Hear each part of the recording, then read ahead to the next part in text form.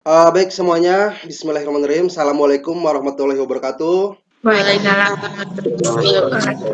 Waalaikumsalam warahmatullahi wabarakatuh. Gimana nih kabar kalian hari ini? Baik, Pak. Oke, baik ya sampai begini. Nah, alhamdulillah ya, tentunya kita masih diberikan kesehatan, umur yang panjang dan bisa bersilaturahmi dalam pembelajaran sejarah Indonesia. Masih di materi Jepang di pertemuan kedua.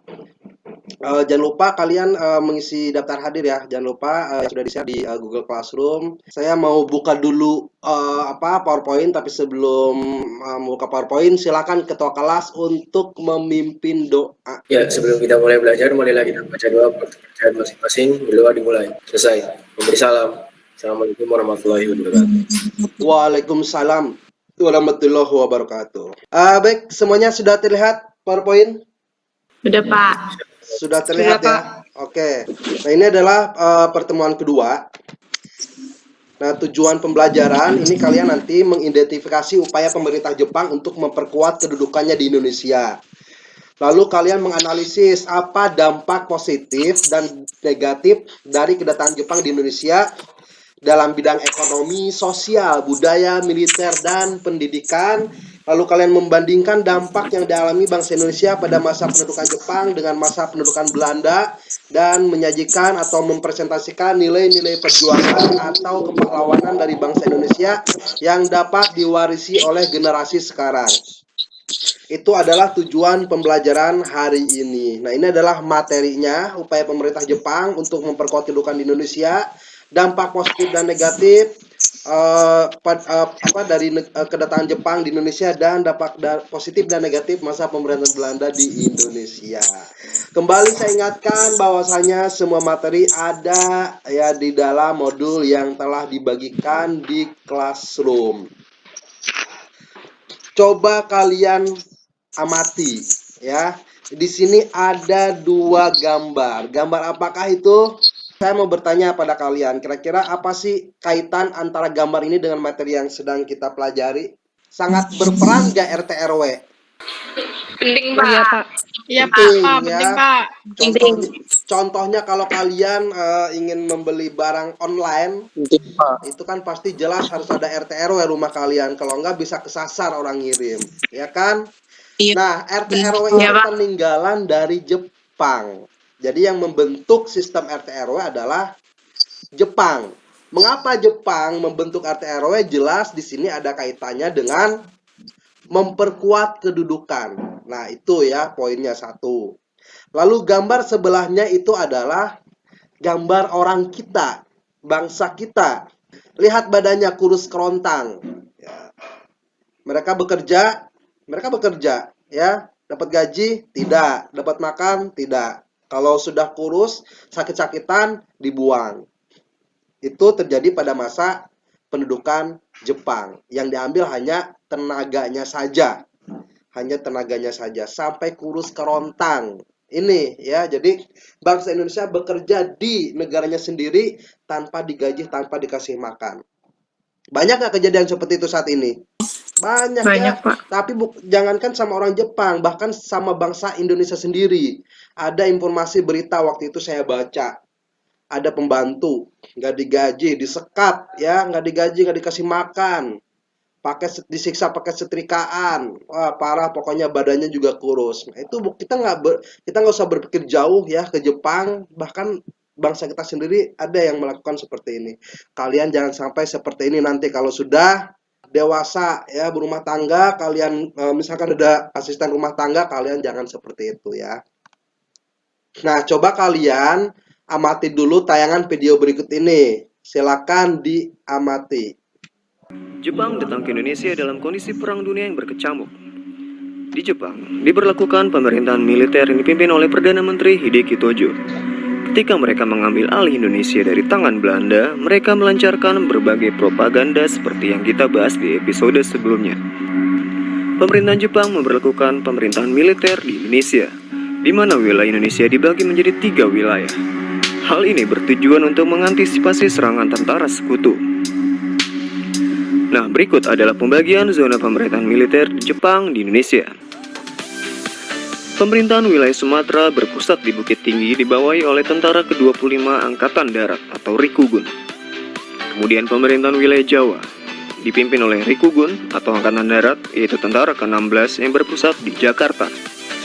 Kemudian pemerintahan wilayah Indonesia Timur yang mencangkup Kalimantan, Sulawesi, dan Nusa Tenggara serta Maluku yang dibawahi oleh Kaigun atau Tentara Angkatan Laut Armada Selatan kedua.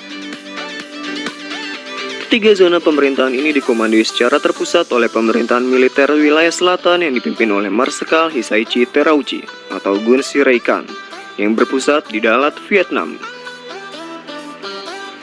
Sementara Panglima tertinggi di Indonesia dikomandoi oleh seorang Gun Seikan, yaitu Panglima Tentara ke-16, Letjen Hitoshi Imamura.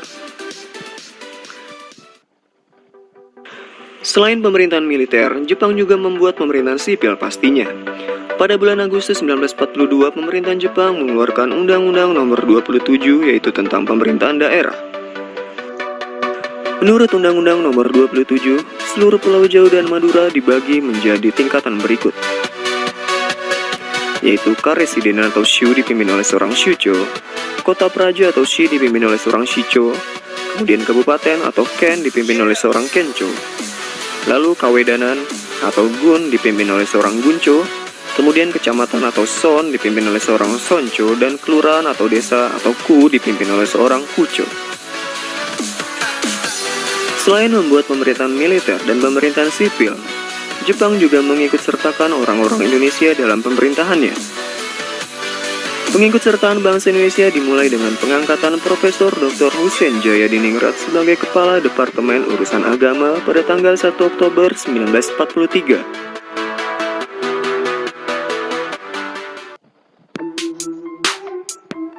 Pemerintah pendudukan Jepang kemudian membentuk Badan Pertimbangan Pusat atau Chuosangi-in. Badan ini bertugas mengajukan usulan kepada pemerintah serta menjawab pertanyaan pemerintah mengenai masalah-masalah politik dan memberi saran tindakan-tindakan yang perlu dilakukan oleh pemerintah militer Jepang.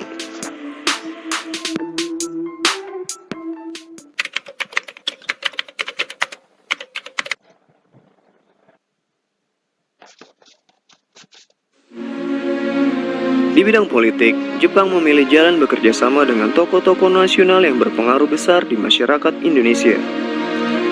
Pada saat pemerintahan kolonial Belanda, tokoh-tokoh nasional banyak yang dipenjara ataupun dibuang ke pengasingan. Ketika Jepang mulai berkuasa, tokoh-tokoh tersebut dibebaskan dari hukuman dan kemudian dirangkul untuk mau bekerja sama dengan Jepang.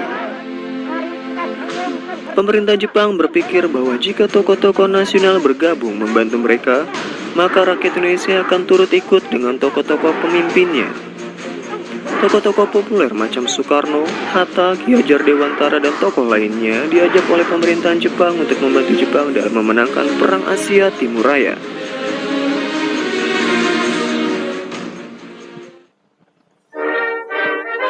Pada zaman kolonial Belanda, banyak organisasi-organisasi pergerakan nasional yang berdiri dan menjadi wadah perjuangan bangsa kita menentang penjajahan. Pada saat Jepang berkuasa, pemerintah Jepang segera membubarkan semua organisasi politik. Hanya organisasi MIAI yang boleh berdiri. MIAI atau Majelis Islam Ala Indonesia tidak dibubarkan oleh pemerintahan Jepang karena kesamaan arah politik yang sama-sama menentang bangsa Barat. Selain itu, muatan politis tidak dibubarkannya MIAI adalah memiliki pengaruh luas di kalangan umat muslim yang merupakan mayoritas di Indonesia, sehingga akan membuat baik citra Jepang terhadap umat muslim di Indonesia. Setelah membubarkan organisasi-organisasi politik, Jepang kemudian mendirikan banyak organisasi-organisasi seperti Gerakan 3A, Pusat Tenaga Rakyat atau Putra, Jawa Hokokai, Chuosangi-in, Seinen dan Fujinkai, Heiho, Peta, dan masih banyak organisasi lainnya. Organisasi-organisasi tersebut berada langsung di bawah komando dan pengawasan pemerintahan Jepang.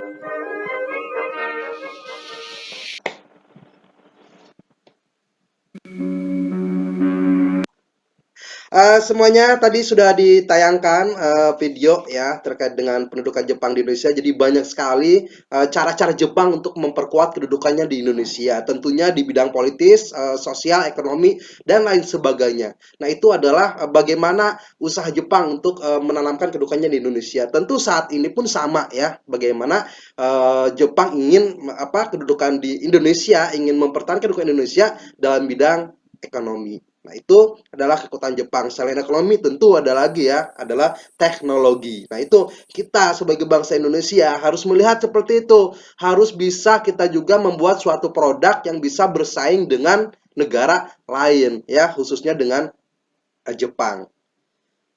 Nah, setelah melihat tayangan tadi, kalian coba seperti biasa ya, kalian buatlah pertanyaan mengenai video yang ditayangkan yang tentunya berhubungan dengan dampak kedatangan saudara tua. Saudara tua itu Jepang ya, dalam berbagai kehidupan. Silakan yang mau bertanya seperti biasa ya, seperti biasa kalian ketik di kolom komen. Kalian ketik di kolom komen, silakan pertanyaannya diketik saja. Dimulai dari sekarang.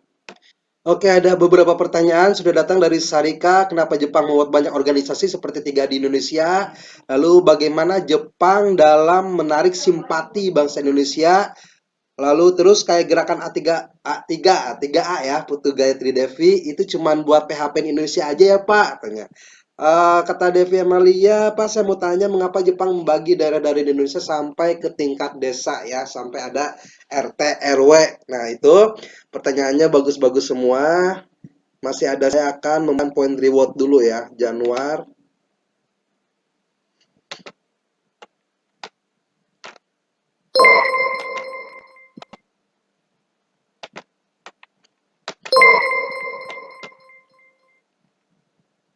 Asma Faris, apakah organisasi yang didirikan Jepang itu akan berdampak terhadap bangsa Indonesia? Pak, saya mau tanya tujuan sama fungsinya organisasi putra yang tadi ada apa ya Pak? Rahel Elga. Baik ya, untuk pertanyaan sudah dicukupkan. Nanti baik ya, ini terakhir Karisa ya, Karisa Putri seperti Kenco, apakah sudah diterapkan bangsa Indonesia? Baik, nanti ya kita akan menjawab secara bersama-sama. Nah sekarang kalian perhatikan lagi PowerPoint yang saya share. Nih ya, kalian sekarang membagi kelompoknya ada 6 kelompok ya, sama seperti pertemuan pertama di materi ini. Kelompok 1 dan 2 tentang upaya Jepang untuk memperkuat kedudukannya di Indonesia. Lalu kelompok 3 dan 4 tentang dampak positif dan negatif Indonesia. Dan kelompok 5 dan 6 membandingkan kondisi kehidupan rakyat Indonesia di masa pendudukan Jepang dan masa pendudukan Belanda. Nah, semua kalian bertugas mengumpulkan data tentang berbagai upaya Jepang untuk memperkuat kedudukan serta dampaknya bagi rakyat Indonesia. Jadi nanti silang ini ya, kalian mengumpulkan memang kelompok 1 dan 2 mengumpulkan upaya Jepang memperkuat kedudukannya, tapi nanti kalian juga ketika nanti ada yang presentasi, silahkan kalian dibuat juga ya catatan-catatan terkait dengan upaya Jepang memperoleh kedudukan serta dampaknya bagi rakyat Indonesia. Jadi kalian akan mempunyai materi yang utuh. Lalu kalian jangan lupa di sini kalian nanti juga mempresentasikan nilai-nilai perjuangan. Jadi seluruh kelompok itu harus ada juga nilai-nilai perjuangan atau kepahlawanan dari bangsa Indonesia yang dapat diwarisi oleh generasi sekarang. Nah, ini tentunya untuk nilai keterampilan juga. Jadi ada nilai pengetahuan, ada nilai keterampilan selain nilai sikap. Sekarang seperti biasa kalian silahkan membuat room masing-masing ya untuk berdiskusi. Nanti saya akan keliling-keliling lagi, akan jalan-jalan ke room kalian, berdiskusi ya, kalian berdiskusi, kalian share screen dan lain sebagainya, mencari data informasi, lalu saya akan masuk ke room kalian masing-masing. Supaya tidak menghabiskan waktu yang lama, silahkan bisa dimulai dari sekarang. Dan jangan lupa linknya, tolong linknya nanti di kopas ke kolom chatting. Oke, sudah bisa dimulai dari sekarang. Yuk, waktunya 20 menit ya, waktunya 20 menit untuk mencari data informasi. Semangat tim! Ya, yang lain ditunggu ya. Intinya bahwa proses diskusi juga ada penilaian, baik itu sikap ataupun keterampilan. 3 menitan lagi saya akan keliling untuk ke room masing-masing kelompok.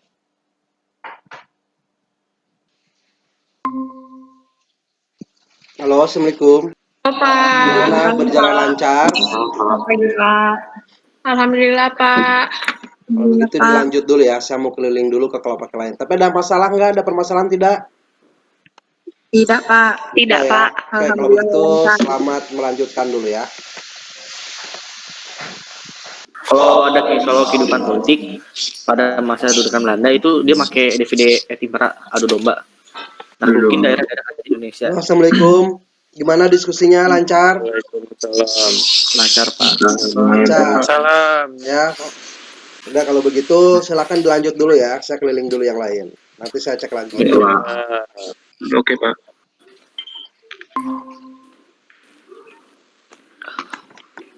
Halo, Assalamualaikum. Pak. Gimana diskusinya? Diskusinya gimana, lancar? Lancar, Pak. Udah dapat pembagiannya kok, Pak. Oke, silakan dilanjut ya. Ini presentasinya ntar di meet yang rame-rame, Pak. Iya, iya di room utama. Pak, kalau misalkan kita nggak bikin PPT nggak mau kan, Pak? Nggak Langsung apa-apa, ngomong aja nggak apa-apa. spontan gitu. Nggak apa-apa. Pak, kalau nggak nyalain Yang penting kamera boleh nggak, presentasi, Pak? Pak. Boleh, boleh, boleh. Oke, makasih, Pak. Yo, sama-sama dilanjut ya. Nanti Iya, saya Pak. akan kesini lagi ngecek. Ya. Jadi itu, guys. Halo, Assalamualaikum. Salam, Pak. Halo, Bapak. Oke, halo. Gimana nih diskusinya? Lancar semua? Ini lagi cari di internet, Pak. Lancar, Pak. Oke, good. Ya udah dilanjut ya. Nanti saya akan cek lagi ya. Saya akan keliling Ya, dulu kelompok Pak. lain ya. Pokok 10 belajar bahasa Jepang.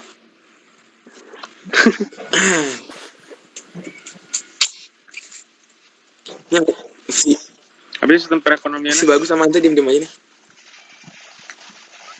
dibahas ngomong Jakpret.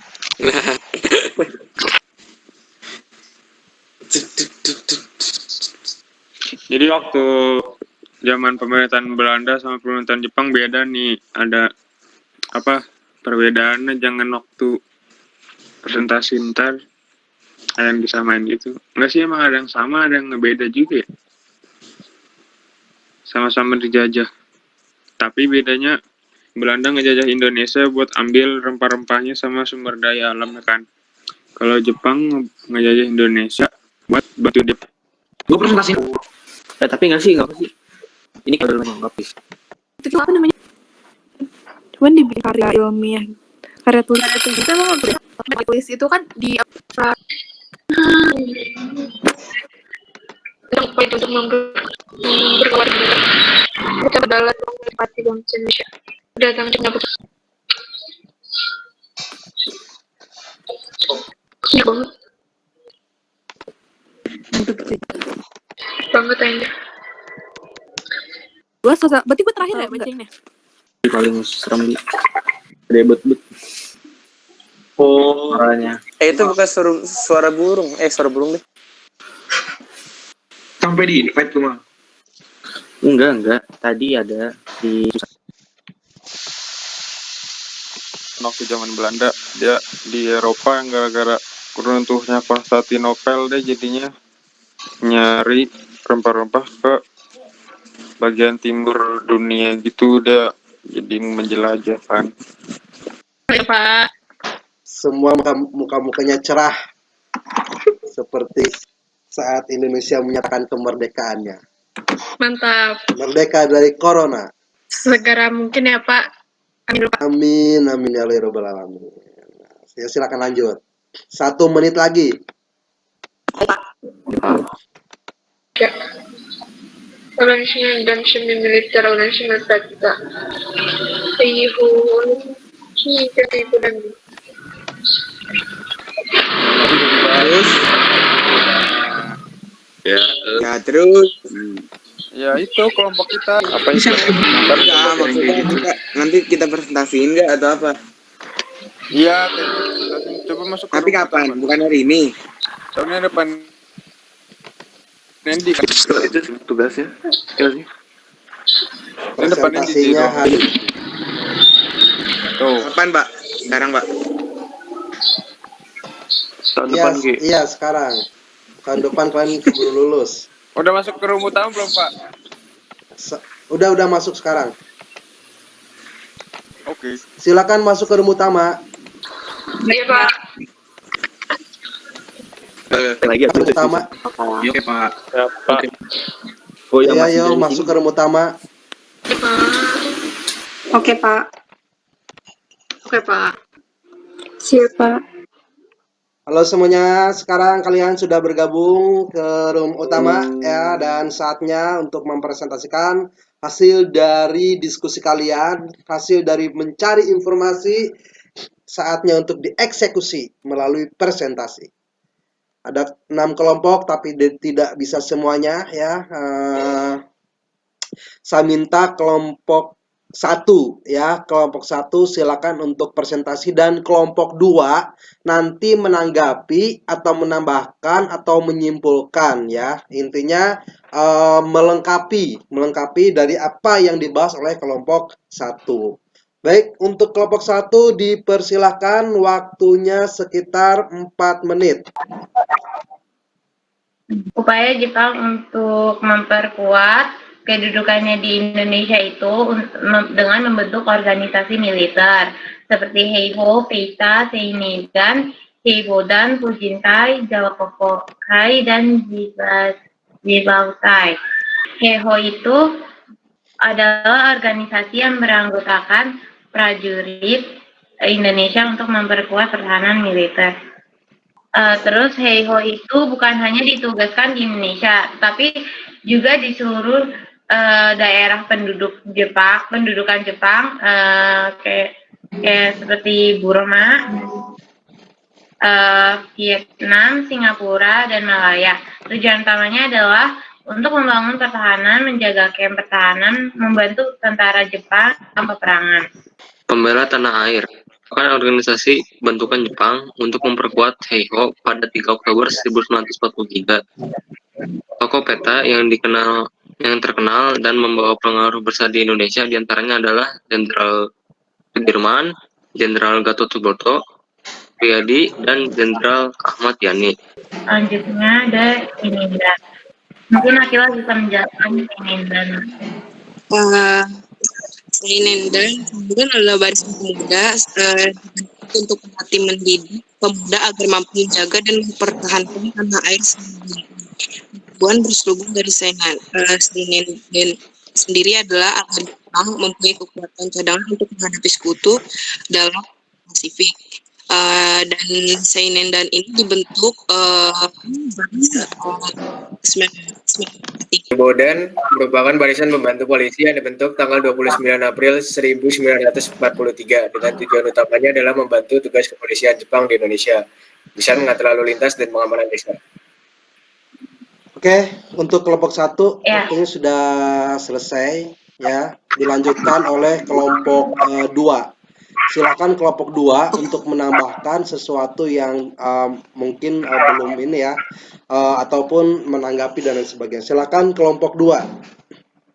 Selanjutnya ada upaya Jepang untuk mempertahankan kedudukan di Indonesia di bidang politik.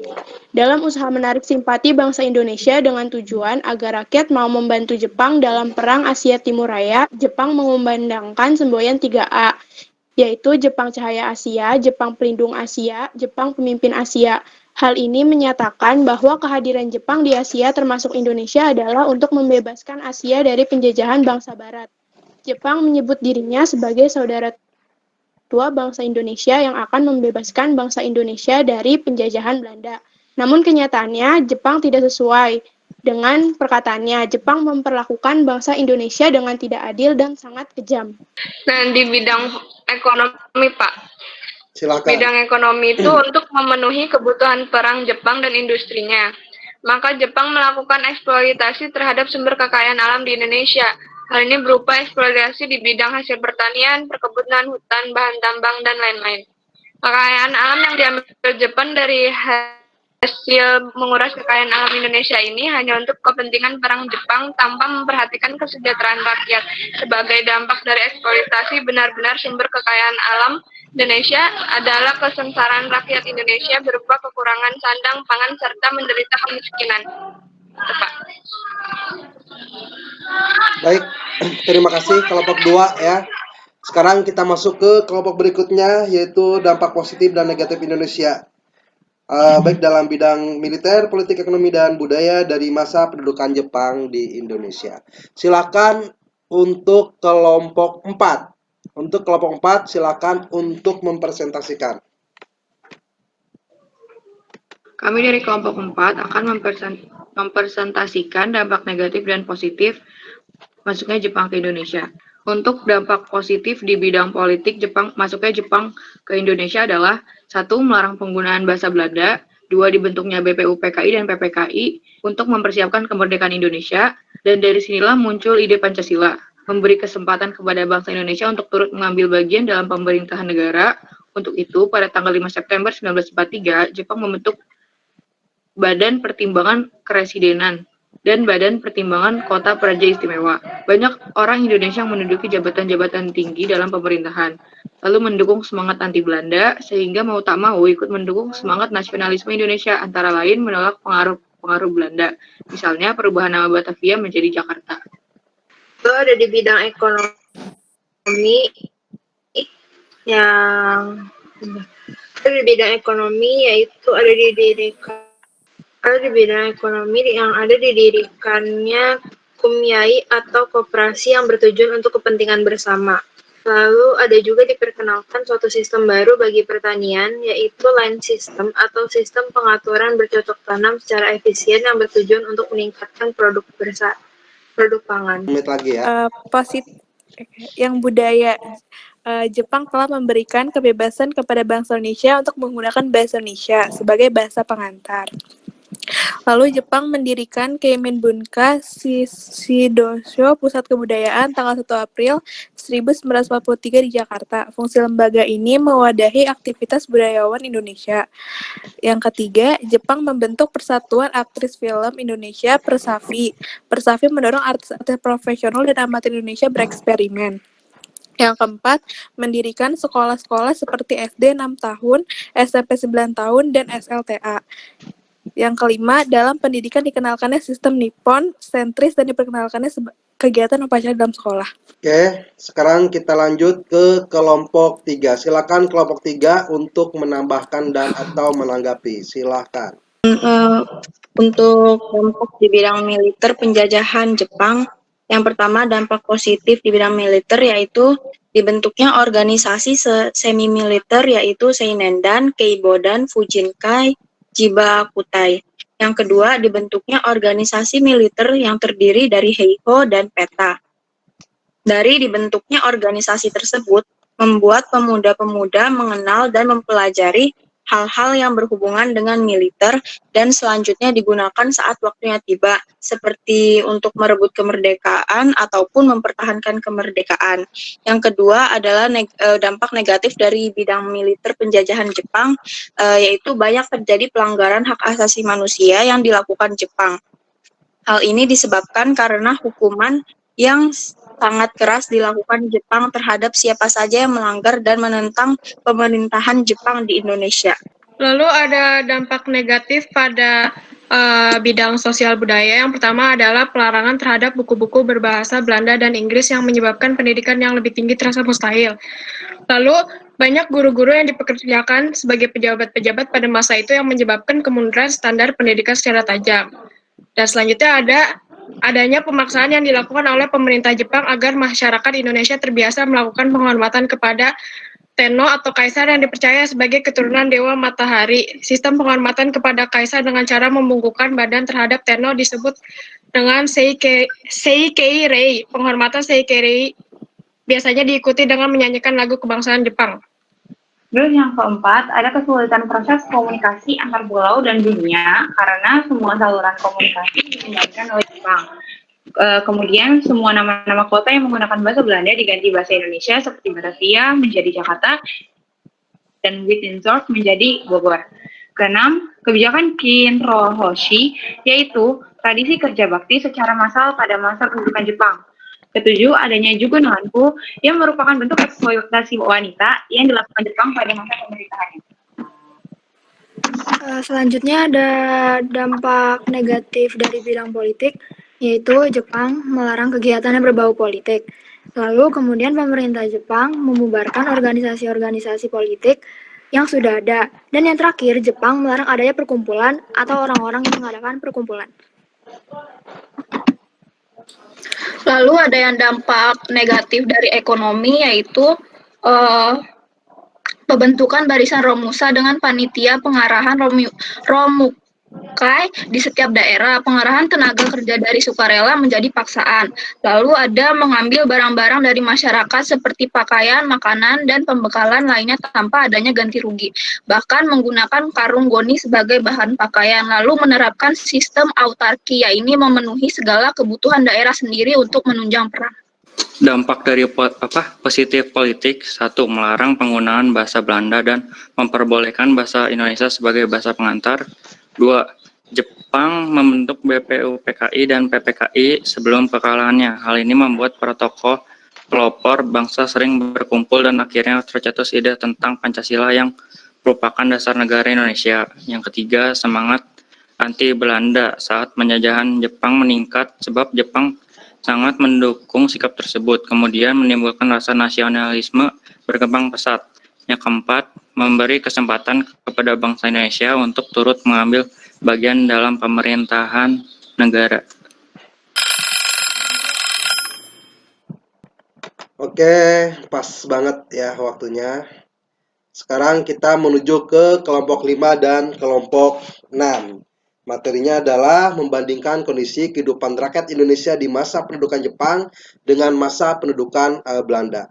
Kelompok 5, silahkan untuk mempresentasikan. Materinya adalah perbandingan penjajahan Belanda dengan masa pendudukan Jepang. Pertama, sistem pemerintahannya. Belanda menggunakan sistem pemerintahan sipil. Jepang menggunakan sistem 3 pemerintahan militer pendudukan. Di kehidupan sosialnya dilarang menggunakan bahasa Belanda sebagai bahasa utama. Bahasa Indonesia adalah bahasa utamanya. Di sistem pendidikan, Belanda ada tingkatan sosialnya. Dalam pembelajarannya menggunakan bahasa Belanda berlangsung selama 3 atau 5 tahun untuk sekolah dasar. Kalau Jepang tidak ada tingkatan sosial, menggunakan bahasa Indonesia berlangsung selama 6 tahun untuk sekolah dasar dan lebih ditekankan kepada sistem militer.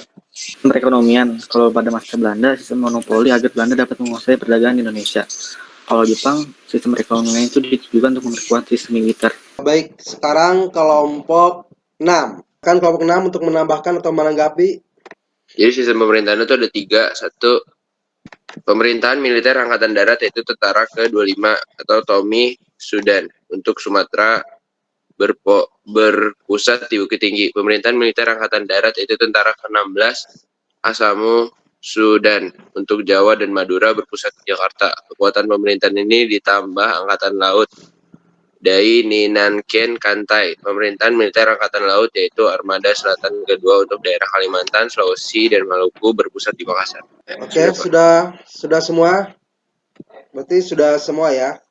Nah, sekarang coba kembali perhatikan. Ya, di sini di tujuan kalian mempresentasikan nilai-nilai perjuangan atau kepahlawanan dari bangsa Indonesia yang dapat diwarisi oleh generasi sekarang. Tentunya nilai-nilai perjuangan yang terdapat pada masa pendudukan Jepang di Indonesia. Silakan, apakah ada salah satu kelompok yang ingin menyampaikan nilai-nilai kepahlawanan? Secara individu juga boleh, silakan. Baik ya, saya random. Yang namanya muncul, silakan untuk menanggapi ya. Silakan untuk memberikan pendapat terkait dengan apa sih nilai-nilai kepahlawanan yang dapat diambil oleh generasi saat ini terkait dengan para pahlawan pada masa itu, para pejuang pada masa pendudukan Jepang. Saya akan mengacak sekarang. Muhammad Paundra. Muhammad Paundra, silakan Muhammad Paundra. Nilai kepahlawanannya mungkin lebih ke keberanian ya Pak ya. Keberanian, alasannya? Pertama, keberanian dalam melawan kebijakan-kebijakan Jepang yang melenceng dari nilai-nilai kemanusiaan, ya. Kemanusiaan. Kalau dilihat Indonesia itu tersendiri. Contohnya seperti yang Seikere, Pak. Kan Indonesia mayoritas waktu itu banyak penduduk Indonesia yang beragama Islam tidak terima kan Pak, dipaksa untuk melakukan Seikere atau menghormati si kaisar tersebut dengan menundukkan ke arah matahari terbit. Oke, Pak Undra cukup. Terima kasih. Saya akan random lagi. Saya kasih nilai dulu. Kita acak lagi. Antaja. Silakan Antaja. Nilai-nilai kepahlawanan yang bisa diteladani, ikhlas atau rela berkorban untuk kehidupan bangsa yang lebih sejahtera. Para pahlawan perlu mengorbankan. Oke, kenapa alasannya Kenapa, itu? Kenapa yang kamu pilih adalah ikhlas rela berkorban? Karena para pahlawan perlu mengorbankan waktu, tenaga, hingga nyawanya. Oke, cukup ya. Intinya bahwa alasannya cukup jelas. Artinya kita di sini berkat para pejuang. Kita merasakan kemerdekaan berkat para pejuang. Para pejuang mana yang ikhlas rela berkorban? Bukan untuk dirinya, bukan untuk keluarganya, tapi untuk seluruh bangsa Indonesia. Oke, sekarang satu lagi. Atau mungkin ada yang ingin memberikan pendapat tanpa diacak? Contoh sikap pahlawan yang dapat diteladani yaitu cinta tanah air. Dikarenakan pahlawan saat dijajah oleh Jepang, mereka tetap melakukan apapun karena untuk tetap membela Indonesia gitu.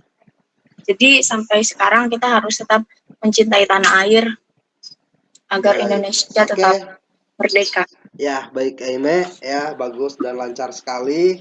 Lalu nanti ada penilaian antar kelompok ya. Jadi kelompok 1 dari kelompok 6 ya. Kelompok 6 menilai kelompok 1, kelompok 1 menilai kelompok 2, kelompok 2 menilai kelompok 3 dan selanjutnya.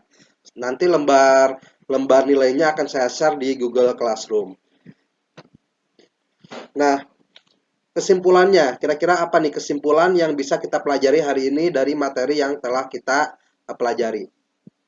Silakan, ada yang mau memberikan pendapat kesimpulan hari ini? Saya Pak. Silakan Azba. Menurut saya dengan materi hari ini berjalan, pendudukan Jepang di Indonesia dengan pendudukan Belanda di Indonesia itu berbeda tujuan. Kalau Belanda itu emang karena waktu zaman dia bangsa Eropa mengalami krisis yang sangat menurun karena adanya keruntuhan Konstantinopel yang mengakibatkan bangsa-bangsa Eropa harus menjelajahi bagian dunia negara lain. Jadi Belanda datang ke Indonesia itu tujuannya emang untuk rempah-rempah, nggak untuk bantuin mereka perang dengan sekutu atau negara lain. Nah, kalau bangsa Jepang itu datang ke Indonesia karena mereka membutuhkan subsidi atau amunisi yang dapat membantu mereka untuk melawan sekutu pada Perang Dunia Kedua.